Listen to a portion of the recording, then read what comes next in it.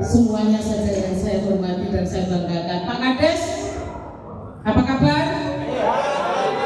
Alhamdulillah semuanya sehat, juga teman-teman semuanya, narasumber juga alhamdulillah masih muda-muda semua. Jadi di sini saya sebenarnya tidak perlu banyak ngomong ini Pak Han, ya, karena semuanya ilmunya kan sudah dapat tadi. Korupsi kan dari jenis nyolongi oleh orang. Yuk kita laksanakan, gitu aja sebenarnya. Nah makanya di sini saya hanya akan cerita-cerita berdasarkan pengalaman. Jadi saya menjadi pegawai, ada yang belum kenal Pak Jaksa, belum kenal dengan saya. Oke, contoh ya tadi ngobrol-ngobrol singkat tadi, menjadi PNS selama 33 tahun itu yang saya tempati ada 17 tempat. Berarti 2 tahun bisa pindah. Karena apa? Ya nggak apa-apa ya, karena supaya saya banyak pengalaman, hikmahnya seperti itu. Sehingga ketemu dengan jenengan, ini saya sudah purna tugas selama kurang lebih 2 tahun. Jadi sudah dengan Pak Kades itu sebenarnya mis bosan mulai ini cuma ngobrol-ngobrol saja santai. Nah, oleh karena itu berbicara tentang korupsi itu sebenarnya kita sangat prihatin, tetapi itu kan tidak cukup prihatin terus selesai. Apa yang harus kita lakukan? Makanya di sini file saya ada Mbak, Pak, sudah ya. File saya ada sedikit aja, ada banyak kalimat. Yang perlu banyak kalimat itu adalah respon dalam kejaksaan, karena memang ketentuannya secara teknis seperti itu. Ya, jadi kenapa kita harus korupsi? Kenapa kita harus korupsi? Coba tadi kalau misalnya ketemu jaksa, karena Mas Kawan ini dipanggil di suatu tempat, kepala desa yang paling gagah ganteng budi dhuwur, dimasukkan dalam ruangan, ditanya, apakah saudara sehat? Hilang gapite balik kalau wayang hilang gapite, ngelemprek langsung. Itu Pak Bri itu tanda saya ini. Pak Bri gagah ganteng ini jajal orang-orang dipanggil oleh Mas Kawan ruangan ini, itu lemes. Apa nih Mas Kawan? Apakah saudara sehat?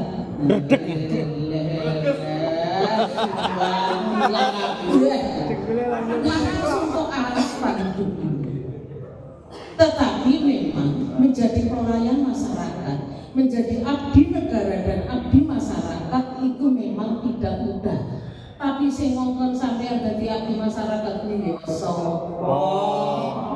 makanya ketika sudah menjadi abdi masyarakat, menjadi abdi masyarakat yang amanah.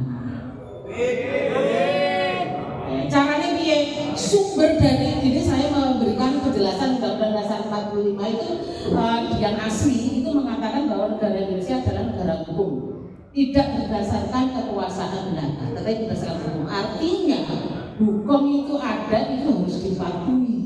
Makanya di situ ada yudikatif, penegakan hukum yang penting. Ditegakkan dulu. Kalau penegakan hukum itu baik, korupsi kira-kira ada nggak? Nggak ada, Bu. Tapi Allah nyalahin. Oke, setelah itu pada perubahan yang ketiga lanjut, Mbak. Itu di pasal 1 ayat 3 langsung dimasukkan dalam pasal. Tidak hanya di penjelasan saja bahwa negara kita adalah negara hukum. Diperjelas bahwa negara Indonesia adalah negara hukum, aturan harus ditegakkan sesuai dengan hierarki undang-undang ini. Yang ahli adalah para sarjana hukum. Di situ adalah pertama Undang-Undang Dasar 45, kemudian TAP MPR, ya, kemudian undang-undang atau Perpu, peraturan pemerintah pengganti undang-undang, kemudian peraturan pemerintah, peraturan menteri dan sebagainya. Bahwa itu semuanya tidak boleh bertentangan. Nah, hari ini saya ingin memberikan apresiasi pada LPKPK, ya. Kenapa ini yang diundang para kepala desa? Karena di negara Indonesia ini adalah suatu sistem, ya, sistem pemerintahan. Sistem itu seperti tubuh kita ini. Kalau salah satu sakit, itu nanti akan mempengaruhi yang lainnya. Contohnya, dengan sakit gigi citik aja mentil ini. Nah, saya cepot, gitu. Semuanya terganggu. Demikian juga kalau desa sebagai unit terkecil di bawah itu terganggu, banyak korupsi di bawahnya, otomatis Indonesia Raya ini juga akan terganggu dalam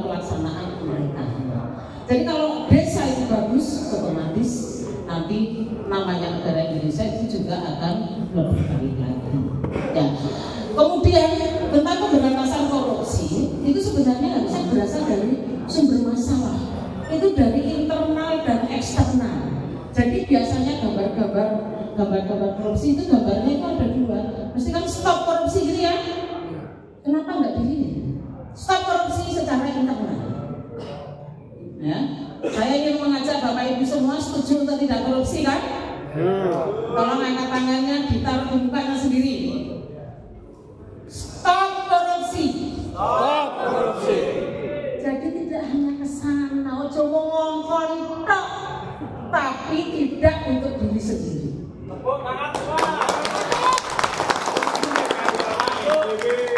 Jenenge NATO mau action talk only, mau tak jargoni iso ujar iso lakoni. Ya, oleh karena itu secara internal itu seperti itu yang mempengaruhi itu internal. Kalau sumbernya internal ini kuat, katanya kuat, kue yang ada di depan ini triliunan, yo enak sing enak. Nggak ada yang enak. Apa artinya cuma 1-2 juta? Dan di sana itu triliunan. Kayak 2 triliunan disimpan di Diopo. Mbak skincare bu, tuh mbak skincare. Gak habis mikir sih. Untuk apa gue sekian ini? Itu kan mengganggu sekarang berarti uang peredaran yang harus dibelanjakan kepada masyarakat itu akhirnya kan berkurang. Ini persoalan ekonomi juga, ya. Oleh karena itu sumber-sumber dari tentang pemberantasan korupsi harus dimulai dari diri sendiri. Diri sendiri itu tidak hanya secara pribadi, tetapi juga keluarga. Kadang-kadang punya istri, istrinya senangnya perawatan skincare, sembarang-barang. Pagi kok no, akhirnya bapaknya gilu-gilu berkumpul saking sayangnya dibujuni, mencarikan sesuatu yang tidak benar. Ini harus dibentengi dari diri sendiri. Ya, kemudian selain itu juga dari anak, dari keluarga sekitar harus dimulai dari diri sendiri. Ojo mung iso ngomong ora korupsi tapi awake dhewe korupsi. Ya itu harus seperti itu. Kemudian secara eksternal ini juga ada karena mempengaruhi seperti yang saya pernah melayani panjenengan ini, waduh godaannya luar biasa Pak. Saya orang biasa di luar ya, tapi luar biasa. Luar biasa. Karena kue yang ada di depan meja ini, ya kuenya ini kan lezat, tapi nyentuh saja nggak boleh. Yang saya pernah jadi koordinator bansos waktu COVID, ada nilai, ada 170.000 paket, satu paket 200.000. Kalau saya korupsi 500 rupiah saja, itu saya mendapatkan 1,2 M. 500 rupiah. Tapi baru aku deg-degan. Terus tak video, ketemu klambi coklat kayak Pak Jaksa ini, ada klambi coklat sumber. Itu tak jamin.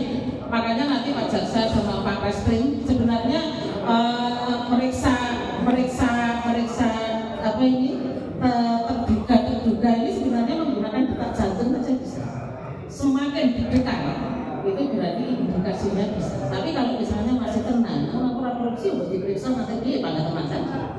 Itu sudah bisa sebenarnya dari situ menggunakan alat deteksi seperti itu. Ya, oleh karena itu monggo saya mengajak hari ini panjenengan untuk secara internal mengatakan pada diri sendiri untuk tidak korupsi.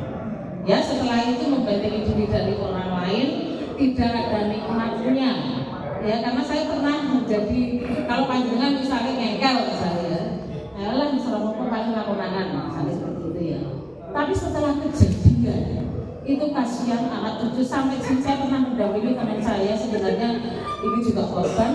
Ada seorang anak karena bapaknya ada di sekolah di pondok pesantren di tanah alun-alun itu.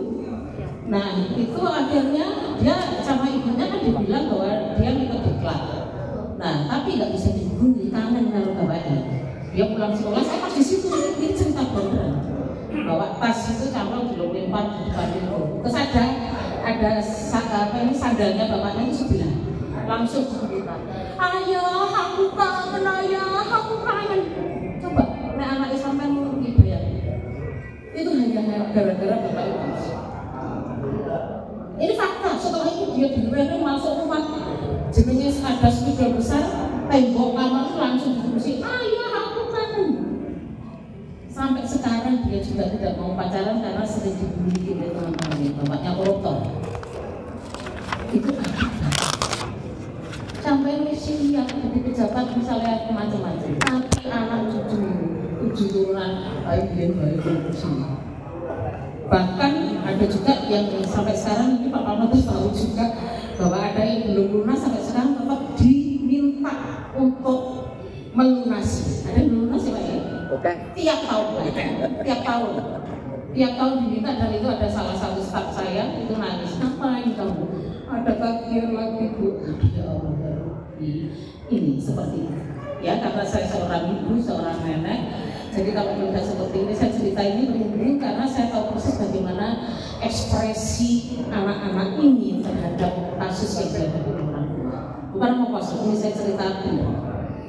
Baik, lanjut Mbak. Nah, ini saya punya rumus S sama dengan FK.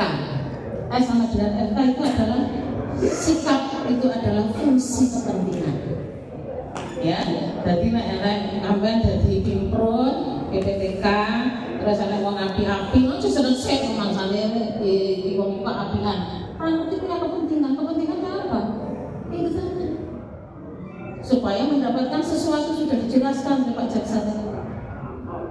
Bagaimana membentengi itu? Ya biasa saja. Dan menjadi pelayan masyarakat yang di on the track seperti saya dulu memang tidak punya grup sendirian. Ya Pak Kades, saya kemana-mana sendiri cuma dengan sopir ya Pak. Karena tidak ada satu pun teman yang mau mendekat. Banyak risiko-risiko, tetapi itu manusia, tak apa. Biasa saja. Ya, risiko-risiko tetap di seperti Pak Aryono ini kan tadi bilang kalau seperti sekarang itu dilecehkan gitu ya Pak ya. Orang popong dilecehkan manusia, memang kita juga nggak bisa melecehkan. Ya kan? Harus bisa bersikap seperti itu. Karena kalau tidak mempunyai prinsip begitu dengan lorong, jangan sampai orang lain menyakiti hati dengan. Tidak saya izinkan orang menyakiti hati saya, makanya saya harus tetap gembira dengan apa yang mampu saya pertanggungjawabkan. Nah itu sikap adalah fungsi kepentingan. Jadi anak nabi antara punya. Biasanya dia nih kalau ngelak-ngelak yo, kemarin mau Pak Api tak takon nih, ini aku Pak Api ambil apa? Harus bertanya. Harus bertanya. Itu di semua segi kehidupan. Oke ya? Udah lanjut. Ini rumus hidup saya seperti itu. Nah kepastian hidup di dunia itu hanya ada dua. Yang pertama adalah perubahan, yang kedua adalah kematian. Perubahan 5 detik, 1 menit yang lalu sudah berubah kan? Selalu berubah. Nah menjadi abdi negara dan abdi masyarakat itu sebenarnya hanya ada 2 pilihan. Mau berbuat kebaikan maksimal karena punya kewenangan dan kekuasaan, mau berbuat tidak baik pun juga bisa maksimal karena mempunyai kewenangan dan kekuasaan. Pilihannya di mana? Terserah Anda. Ya, terserah Anda. Mau nggak mau pilih yang mana? Boleh mau ke kanan, boleh mau ke kiri, boleh. Semuanya punya resiko masing-masing. Ya, jadi ada perubahan. Kemudian kepastian itu adalah kematian. Lah iya mati kayak karang ya. Sering dilewati orang meninggal. Sing digawa yo orangnya yang ditemani kereta ya orang mobil BMW ini bukan. Buatan Pak Celone ya Bu? Iya, keretanya yo karo kae guys ya. Nah, terus baru terus nyapa terus duit itu tinggi opo. Seperti saya yang sudah pernah tugas dulu tapi masih punya jabatan, setiap ada acara seperti Pak Palota juga dikasih baju-baju. Jadi klambiku sak sama orang-orang tak diangkat enggak.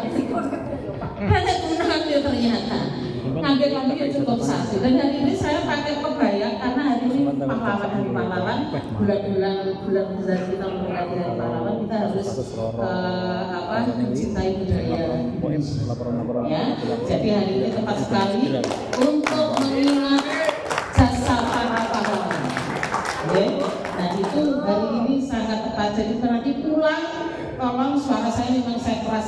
supaya terngiang-ngiang sama panjenengan semua bahwa stop korupsi untuk diri sendiri, bukan untuk orang lain. Kalau orang lain itu urusannya nanti tugasnya ini para pemerintah yudikatif ini.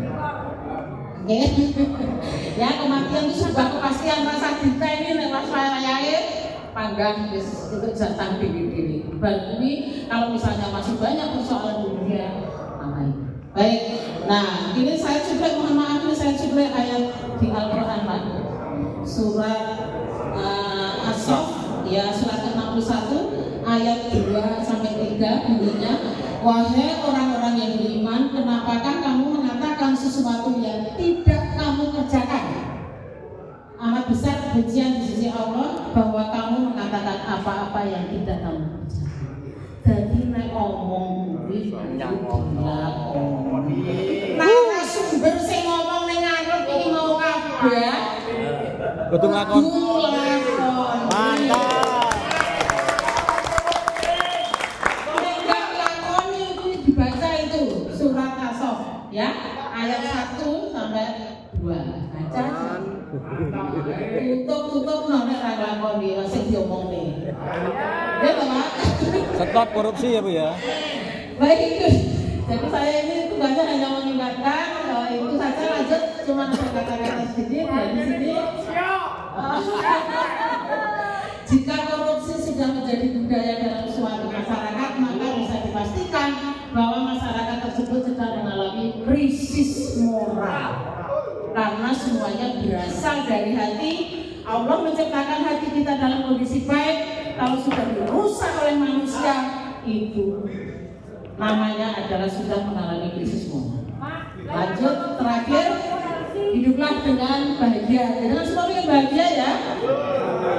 Maka hiduplah dengan cara sederhana. Sesuai dengan kebutuhan, bukan keinginan. Terutama si mau beda-beda ini, macam mengalami bapak-bapak. Ya karena gini, ibu-ibu itu kalau misalnya mau pesta, itu bajunya satu hari ya bapak. Tapi ngomong lagi, aku anak rewang, padahal lagi satu hari itu adalah keinginan, bukan kebutuhan. Kebutuhan kan sudah ada. Demikian juga anggaran dari pemerintah Pak Kades itu misalnya mau beli kursi, tempatnya kursi itu hanya ruangannya hanya cukup untuk 500 tapi dicukup oleh 1000. Itu adalah keinginan, bukan kebutuhan. Betul. Ya, jadi yang dibelanjakan itu sesuai dengan kebutuhan. Terakhir, sebelum saya tutup, saya ingin membacakan puisi. Ya, tentang bayang. Cakep ya, cakep. Bayang kelam negeri. Ya, cantik ya. Nah, ini ada sedikit musiknya, ada Mbak? Ya siap. Langsung di setel, awal itu aja. Mau baca itu. Pakai YouTube aja. Mantap di sini.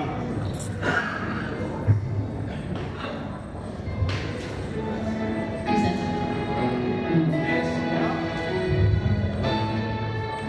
Bayang kelam negeri. Yang keras. Korupsi, engkau datang bagai bayang yang fana,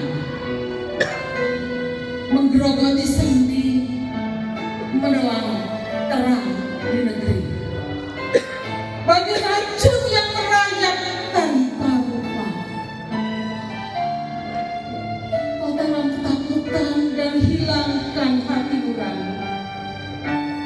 Di setiap sudut bangsa kau bercokol tak terhitung,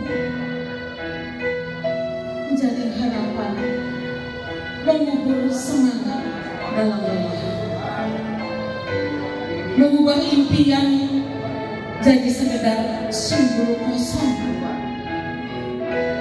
menggadai masa depan tanpa sisa arah. Dari kursi tinggi yang megah dan dingin hingga jalan kecil di bawah bayang mentari, kebenaran sering dijual tanpa segel kejujuran demi kepentingan sesaat yang curang dan picik. Padahal tanah ini rindu pada cahaya lurus, pada pemimpin teguh yang bersih dan gentar, yang tanpa goyah walau arus menderu. Menjaga amanah, setia hingga akhir perjalanan. Namun lihatlah perubahan tak perlu nanti. Ia bermula di hati kecil yang berani menolak diri. Dari nurani jujur yang tak goyah walau diuji. Saat janji pada diri tetap terjaga tanpa kompromi. Menolak segala yang licik dan penuh goda. Menghargai kebenaran walau jalan sendiri. Berkata tidak pada tipu dan harta semu. Menempuh hidup lurus, teguh hingga akhir nanti. Anak negeri, bangunlah dari tidur panjang.